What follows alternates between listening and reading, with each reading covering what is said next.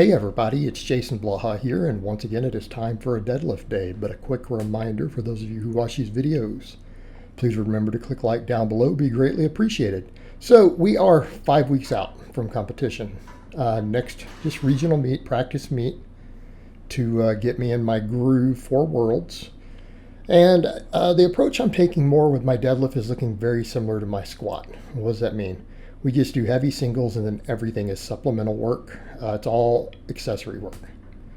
All accessory. I already have my form dialed in on my squat and my deadlift. I already have them dialed in. I'm not worried about it. I noticed my knees were a little shaky on even the ramp ups today. It's just the extra caffeine because I've gone back to drinking coffee in the mornings, which is helping me, trim down, get leaner as I get closer to competition, making water weight easier. 565 was pretty fast today. You saw the same shake there, but it was just fast, held it easy at the lockout. And, what we're going to do is, because I'm going to be hitting training maxes on squats, deadlifts, bench every week, I need to really look at recovery with what I'm picking. So what we're going to see is a trend towards traction-based movements. Hey, nothing else really loaded my spine today after the heavy deadlift, but we still did back work. It's all back and bicep today, really. We'll count the reverse hypers as back, even though they hit the glutes and stuff. And I'm going to be doing hammering hamstrings with all my quads, adductors, and glutes on squat day. Also did sled work with all of this also. I've been dragging my sled like 5 days a week now at this point again, just working sled drags back in. Again, I feel like it has even good carryover to my deadlift off the floor. So the name of the game now is going to be recovery, body composition, and the heavy singles. It's the direction we've gone. I've taken everything that I've learned from my own training, my own coaching, working with myself as an elite masters lifter, taken everything that Conjugate 531, the different methods that these systems use successfully as templates, and saying, okay, how do I make this work as a 3-day system, squat, bench, deadlift oriented? And I think it really comes down to Wendler being right, that we need some heavy work, and then, again, we just get thick, right? You do your heavy work and then you just get thick. We take Conjugate where they're rotating max work and speed work, but then they always want you rotating the maxes so that you can go hit true maxes, but it's not necessary. Look, we want specificity, we'll just do the classic lifts. And then everything else is about getting thick afterwards. Getting thick in a way that we can recover from, hitting optimal volumes. And really my volumes aren't crazy high, because what do? 5 sets of chins, 5 sets of rows, 5 sets of reverse hypers, 2 sets of curls, because that's all I can handle at the end of this. But we needed to get the bicep work up. Why? Well, we want to get 10 sets for everything, at least 10 quality sets. The rows aren't true full sets for biceps. Chin-ups are. So I really needed just a little bit of curling, but I just couldn't keep up. Like my biceps and everything were just shot at the end, so I couldn't get more than 2 sets. I was going to go for at least 3. We'll work on that next week. I've got to build work capacity on doing that much pulling and then trying to curl afterwards. But if we notice here, other than really the hamstrings, everything involved in the deadlift got worked, but really the top half, because the bottom half's going to get worked on squat day, isn't it? I'm going to start incorporating good mornings again. So really, what are we going to see as the foundation? Belt squats, good mornings, reverse hypers, glute ham raises. Those have always been my staples to originally build my deadlift way up.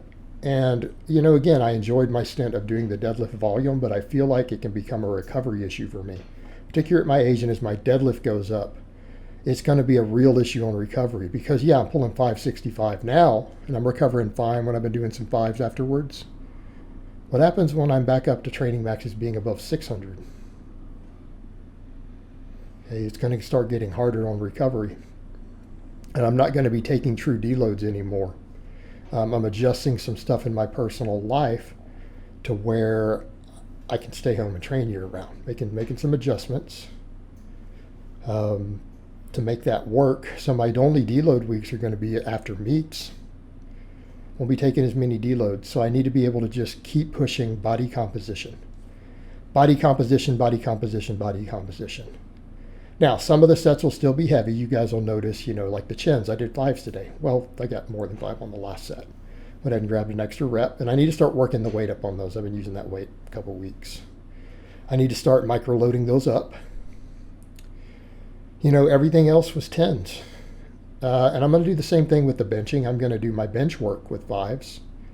Start doing all the other supplemental stuff around 10. So some of the real heavy lifts, some of this stuff, we'll do 5s, at least for the upper body.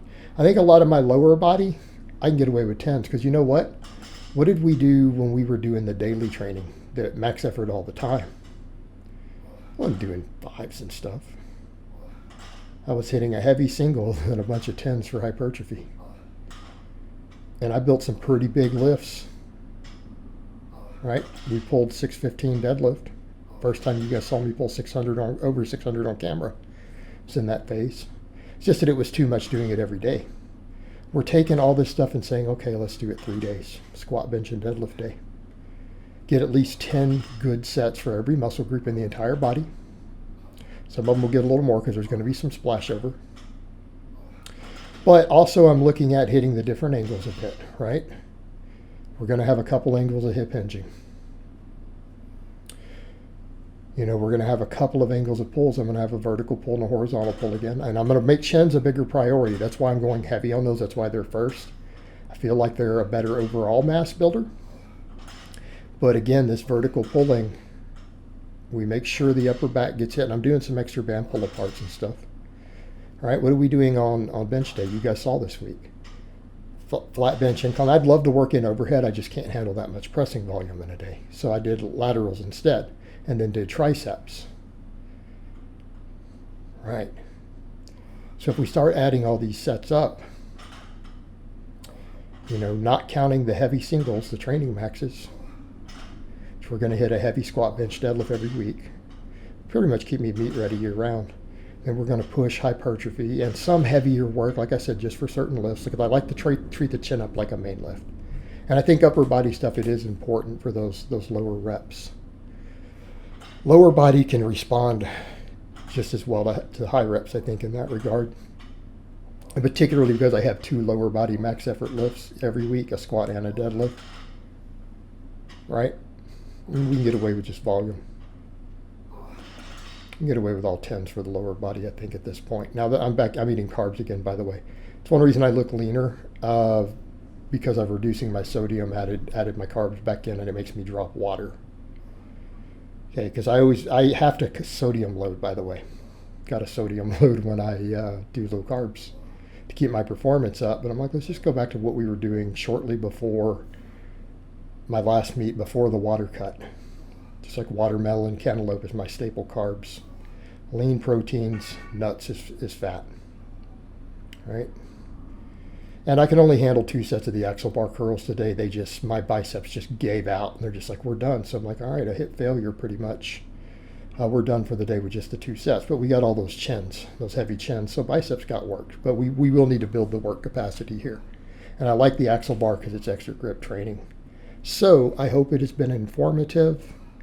And I will talk to you guys next time.